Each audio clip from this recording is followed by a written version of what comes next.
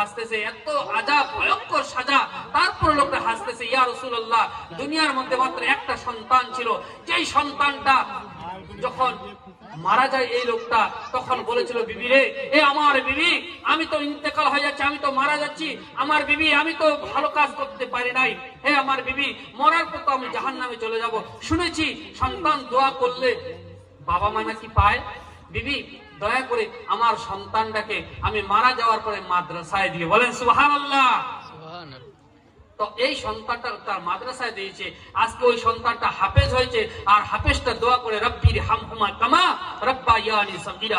তো আল্লাহ বলছে, হাফেজ তোমার হাত দুটো নামাও, আমি তোমার বাবার গুনাহ খাতা মাফ করে দিয়েছি, বলেন সুবহানাল্লাহ।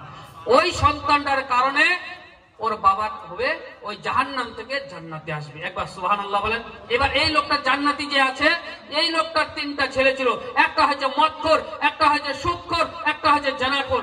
ওদের গুনাহগুলা ওর বাবার কবরে আস্তে আস্তে এর বাবার নেক আমলগুলো সব সর্বনাশ, সব শেষ হয়ে গেছে। এই লোকটা জাহান্নাম থেকে জান্নাতে যাবে, আর ওটা জান্নাত থেকে জাহান্নামে যাবে। তাহলে সন্তানের কারণে বুঝে গেল, ইয়া আইয়ুহাল্লাযিনা